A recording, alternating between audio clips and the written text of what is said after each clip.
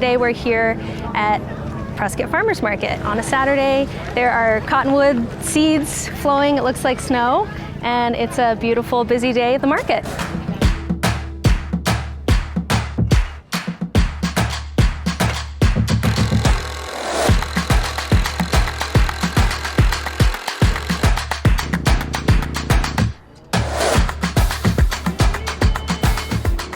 I'm Kathleen Yetman, and I'm the Executive Director of the Prescott Farmers Market. The Prescott Farmers Market was started in 1997 by a few farmers, one of which is here, Whipstone Farm, and a bunch of people got together and decided they wanted fresh food in the community.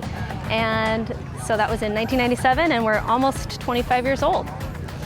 Today we have about 60 vendors when we're at full capacity. About 26 of those are agricultural vendors. We also have food vendors and a few craft vendors. We have guest artist program in case people don't meet our requirements.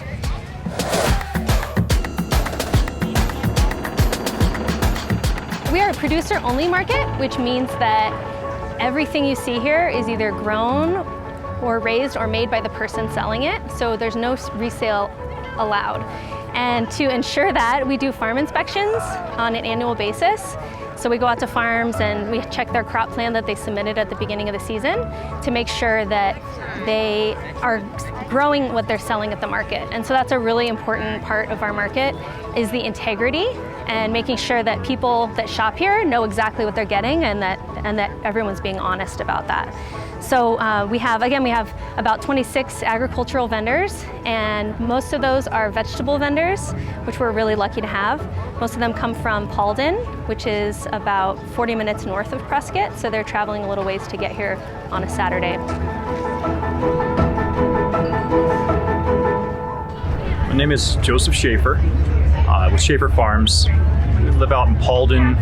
That's Paulden, Arizona.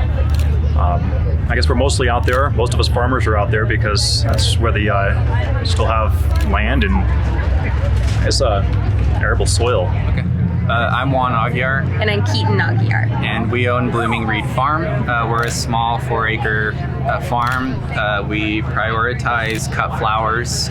We do mixed veggies as well, and some fruits like watermelon, melons. And this is our second year as a farm, and we try to grow year round. And our farm is located in Paulden, Arizona. First week of 2019, quit working at day-to-day and started farming. So jumped in both feet and here we are. For me, I think we became farmers because we wanted to spend time together. We wanted to be at our house and just live simpler. We were in Oregon, we were doing the 9-to-5 jobs, and we just felt like we didn't really see each other at all, and I don't know, it just felt like we were always working and it just was too much. If we're always going to be working, we'd rather always be working together for ourselves at home. I'm loving it. I always wanted to be a farmer. The goal was to become a farmer at 53, but with the support of my wife, Shantae, she encouraged me to start early. So here we are. It was a lot of work at the beginning, and it's still kind of a lot of work keeping everything up without too much machinery. Now, I love good food. I grew up on I guess you might call it a pseudo farm. It was farm-ish. We took care of enough food for the family, not quite enough to move to others, and that was my goal. I just wanted to take care of my family, but it just turns out to be just so productive that we started selling it to people who wanted it too. And here we are at a farmer's market, and now I'm planting above and beyond just for the family, and I'm loving it. And especially we love it because it turns out that the farmer's market, I don't know all farmer's markets, I just know this farmer's market is very much a village type. Like, we rely on each other, we work with each other, and it's just camaraderie. And just how connected all of it is too is interesting to me. I didn't realize when we first started how everyone all over Arizona is connected to the same. Yeah, you see a vendor at this market and they'll be at the Flagstaff market too, or and so local is just, I don't know, it seems more personal to us. It's great too. Like it helps us out too, because one of the things we wanted to do was kind of like chickens for eggs, but there's already people that do that, so then we can trade our lettuce for eggs or something, and it's just so great to have that like kind of bartering system. Like I think that's one of the coolest perks of being at the market is you get to barter with other vendors, and like you get great product for your product, and it's cool.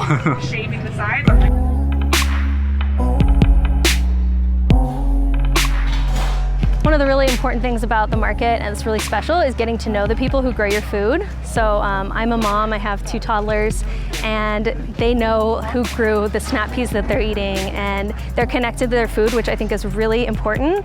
When you come to the market, you're not only buying food from people who made it locally, but you're also getting to see your community. And I think that's especially been really helpful and important during COVID, when people weren't going out. This was a safe place to come. It's outside. We had lots of protocols in place to keep people safe. I know the big keyword is regenerative, but for me, and I appreciate that word. It is sort of a foundation for us, but for me, it also has to be sustainable. And when you're farming in a desert, sustainability isn't exactly one of those things that comes easy. I just split my property up into zones. Every square footage had to have a purpose. If it didn't have a purpose, it had to be given back to nature. So I like to know how much water is going on those carrots, and I like to know how much I'm getting, whether it's pennies or dollars per square foot. Originally, I'd set a minimum of $2 a square foot for any produce to make it viable, and every year I throw in a good 10 extra crops I had never grown before and test them on that $2 a square foot. If they don't cut it, theoretically I cut that produce out of the growing. So our biggest reason for going regenerative at first was the weed problem.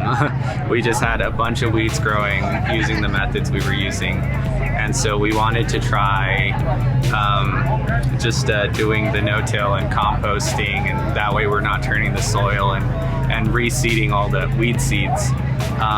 Because without it, you're spending like 90% of the year just pulling on weeds. your knees, pulling weeds Which all the isn't time. a very fun time.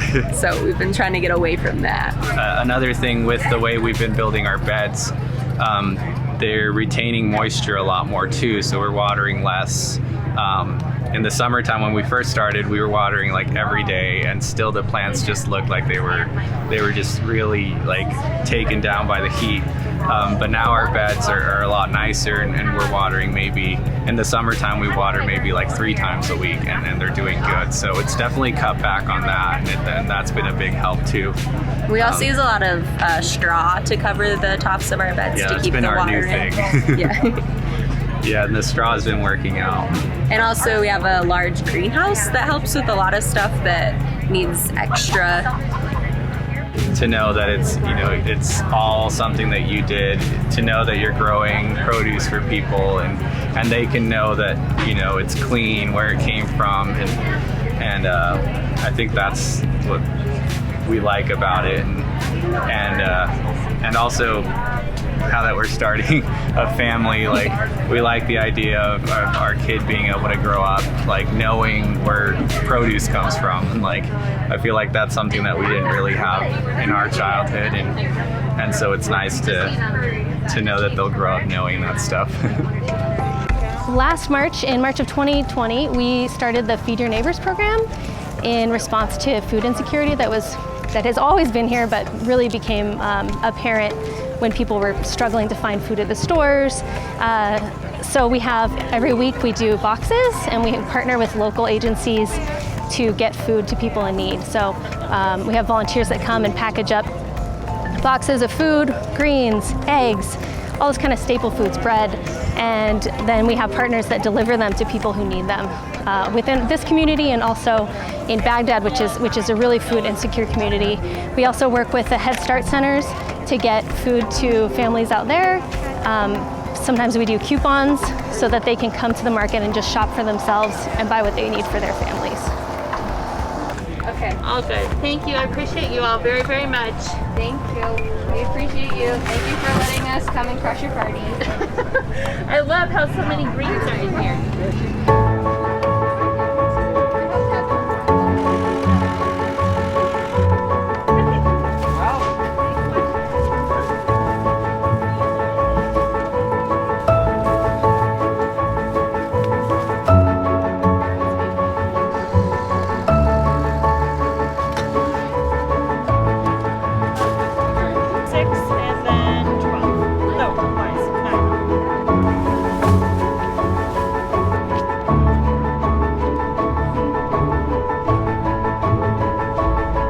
Don't assume that you're good at it. Don't assume that you know much.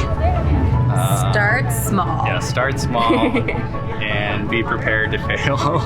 I would say if you start off assuming that you know what you're doing, you assume that you've got a solid system because you read a book, you're probably setting yourself up for a bit of failure because most of those books are written for back east or up north.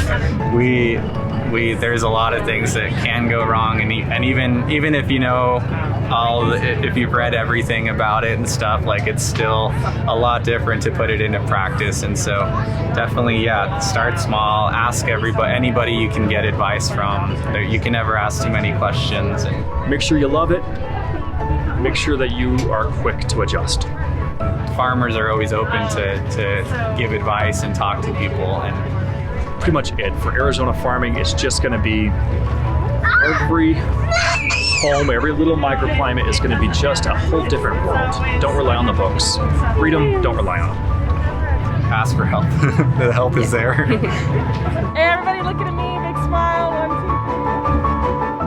2, 3. I grew up here, and frequently I'll see my 3rd grade teacher or my 4th grade teacher, or people I graduated from high school with who I haven't seen in years.